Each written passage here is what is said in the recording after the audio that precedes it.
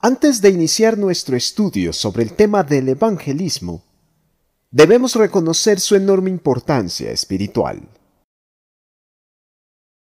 Al adentrarnos en un tema tan neurálgico en el contexto de la fe, debemos reconocer al menos tres aspectos fundamentales: el origen, el involucramiento y el propósito principal de la evangelización. Así entonces, iniciemos esta lección respondiendo la pregunta: ¿qué hace del evangelismo un asunto tan importante? En primer lugar, la evangelización debe su trascendencia al ser un mandamiento o estatuto del Señor. En Marcos 16:15 se nos registran las últimas palabras del Señor Jesucristo de la siguiente manera: y les dijo: id por todo el mundo y predicad el evangelio a toda criatura. La evangelización llega a ser por causa de lo que Jesucristo es.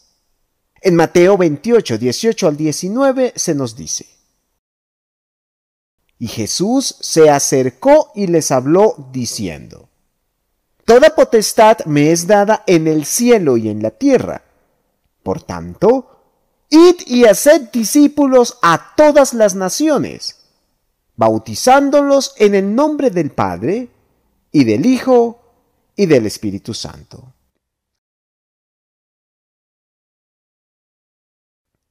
Notemos primeramente que la autoridad del Señor es lo que genera y permite la existencia del evangelismo. Los judíos habrían deseado que el evangelio se limitara a su capital, en Jerusalén, o a las provincias cercanas del antiguo Israel. Sin embargo, Dios quiso ampliar el contexto del evangelio a todas las naciones. Fue entonces la soberanía y providencia de Jesucristo lo que permitió y permite el accionar de los discípulos. Así, la predicación subsiste en la autoridad del Salvador.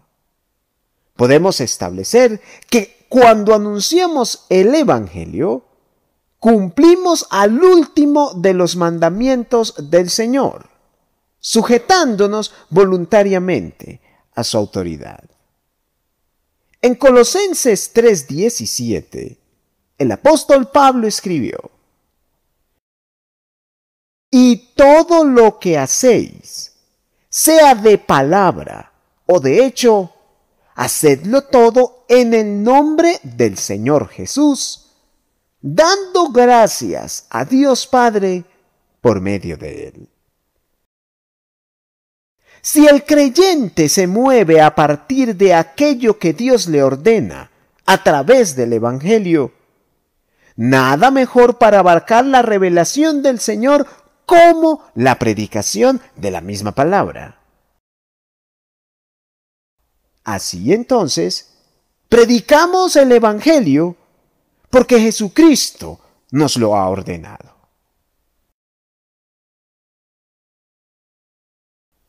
En segundo lugar, debemos identificar a los sujetos que llevan a cabo la importante tarea de la evangelización.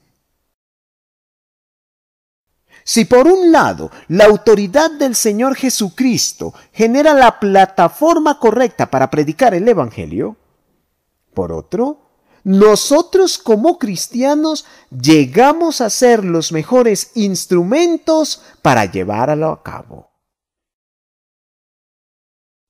En el Nuevo Testamento vemos un esfuerzo enorme y mancomunado de muchos personajes para que el Evangelio fuera conocido por el mayor número de personas.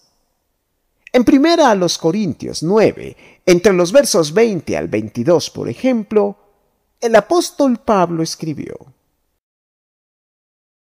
me he hecho a los judíos como judío para ganar a los judíos, a los que están sujetos a la ley, aunque yo no esté sujeto a la ley, como sujeto a la ley, para ganar a los que están sujetos a la ley. A los que están sin ley, como si yo estuviera sin ley, no estando yo sin ley de Dios, sino bajo la ley de Cristo, para ganar a los que están sin ley. Me he hecho débil a los débiles para ganar a los débiles. A todos me he hecho de todo para que de todos modos salve a algunos. Pablo estaba muy comprometido con la evangelización. De hecho, el apóstol realizó varios viajes con el único fin de enseñar el evangelio al mayor número de personas posible. Pero este esfuerzo no era algo exclusivo de Pablo. También evangelistas como Felipe respondieron afirmativamente y con diligencia al mismo llamado. En Hechos de los Apóstoles, capítulo 8, versículo 5, Lucas escribió: Entonces Felipe, descendiendo a la ciudad de Samaria, les predicaba a Cristo. Si tomamos en cuenta el contexto sociocultural y religioso de Felipe, podemos valorar de una mejor forma el hecho de que haya predicado el Evangelio en medio de los samaritanos. Esto implica necesariamente que el evangelismo estuvo muy por encima de ciertos aspectos preponderantes para el individuo particular. De hecho, aquello se nos confirma cuando, por ejemplo, se presentó el problema de la distribución diaria en la iglesia de Jerusalén. En Hechos de los Apóstoles, capítulo 6, y entre los versículos 1 y 4, Lucas escribe lo siguiente: En aquellos días, como creciera el número de los discípulos, hubo murmuración de los griegos contra los hebreos, de que las viudas de aquellos eran desatendidas en la distribución diaria. Entonces, los 12 convocaron a la multitud de los discípulos y dijeron: No es justo que nosotros dejemos la palabra de Dios para servir a las mesas. Buscad pues, hermanos, de entre vosotros a 7 varones de buen testimonio, llenos del Espíritu Santo y de sabiduría, a quienes encarguemos de este trabajo. Y nosotros persistiremos en la oración y en el ministerio de la palabra. Podemos notar que no hubo una actividad más importante para los apóstoles como la predicación del Evangelio. Pero esto mismo no limitaba a los demás creyentes, sino que por el contrario, cada cristiano del primer siglo estuvo involucrado en una u otra manera en la anunciación de la palabra del Señor, tal como se nos muestra en Hechos de los Apóstoles 8:4, donde leemos: Pero los que fueron esparcidos iban por todas partes anunciando el Evangelio. Una lectura superficial de este versículo nos ayudará a entender que la predicación era una tarea general de la Iglesia del Señor. De hecho, el contexto del mismo versículo así nos lo prueba. Pero esto mismo también podemos verlo registrado en Hechos de los Apóstoles capítulo 11 y entre los versículos 19 al 20, donde Lucas agrega: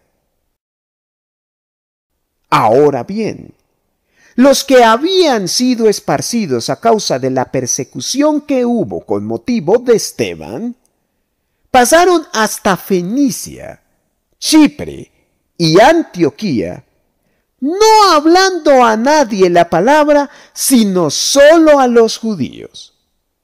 Pero había entre ellos unos varones de Chipre y de Cirene, los cuales, cuando entraron en Antioquía, hablaron también a los griegos, anunciando el Evangelio del Señor Jesús. Tenemos entonces una tarea fundamental para cada discípulo de Jesucristo, independientemente del lugar en que se encuentre o del momento en que se halle. Para resaltar todo lo anterior, finalmente analicemos el porqué de la obra de la evangelización. Preguntémonos por un momento, ¿qué impulsó al Señor Jesucristo a enviar a sus apóstoles a todas las naciones? ¿Qué motivó a los cristianos del primer siglo a predicar el Evangelio con tanto ahínco a pesar de la enorme persecución? Finalmente, preguntémonos, ¿qué debería alentarnos para hacer esta misma tarea en nuestros días? Existe una razón básica que puede responder estas o a cualquier otra pregunta relacionada con el tema de la evangelización.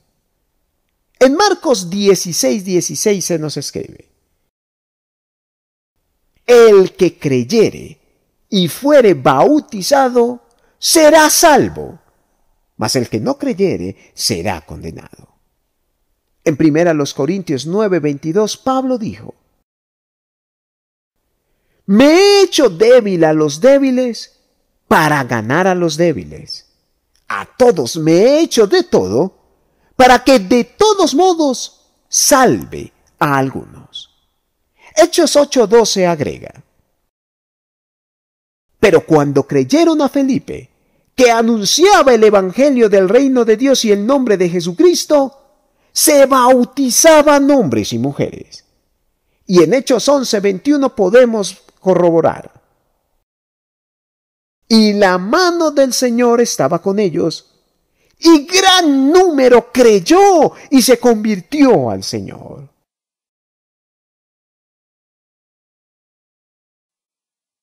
No había una razón más fuerte para predicar el Evangelio que la salvación de aquellos que lo escuchaban. No hubo un motivo más loable o inspiración más grande para los primeros discípulos que la salvación de los pecadores cuando anunciaron el Evangelio. Fue precisamente la salvación lo que impulsó a Jesucristo a enviar a sus discípulos a todas las naciones. Y fue esta misma motivación lo que estimuló a cada cristiano del primer siglo a anunciar el Evangelio. Es el Evangelio lo que nos identifica con Cristo y lo que nos debe motivar como creyentes para esforzarnos con un mundo corrupto y en tinieblas. Callar la verdad, por lo tanto, no es posible para un cristiano, y menos cuando Jesucristo nos ha ordenado predicar el Evangelio. Cuando hay tanto que debemos decir y cuando existen tantos que necesitan escuchar la palabra del Señor. Así entonces, prediquemos el Evangelio, pues la fe solo vendrá a partir del oír la palabra del Señor.